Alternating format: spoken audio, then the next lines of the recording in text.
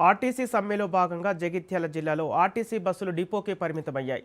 కొన్ని ప్రైవేటు బస్సులు బయటకు వెళ్లాయి. ఉదయమే చేరుకున్న కార్మికులు జగిత్యాల డిపో ముందు ఆందోళన నిర్వహించారు.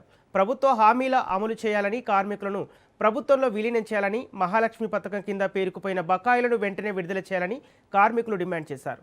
తమ డిమాండ్లను పరిష్కరించే వరకు ఆందోళన కొనసాగుతుందని కార్మికులు హెచ్చరిస్తున్నారు. అయితే ప్రైవేటు డ్రైవర్లను నియమించి అధికారులు బస్సులను నడిపేందుకు ప్రయత్నిస్తున్నారు. ప్రైవేటు డ్రైవర్లు కావాలని ఇప్పటికే నోటిఫికేషన్ కూడా ఇచ్చారు.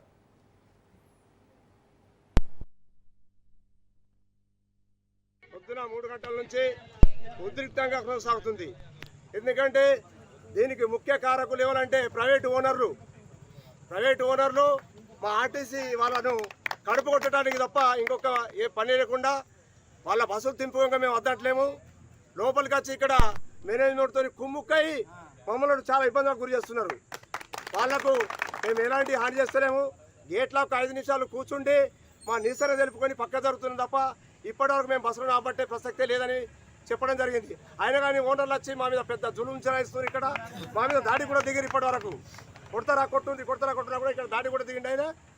ఆయన పేరు కూడా ఓనర్ ఏం పేరు వెంచర్ల వేణు. దయచేసి మేనేజ్మెంట్ కానీ ప్రభుత్వం కానీ గేట్లకు వాళ్ళని లోపలికి అలో చేయకుండా చర్య తీసుకోవాలని మేము కోరుచున్నాము.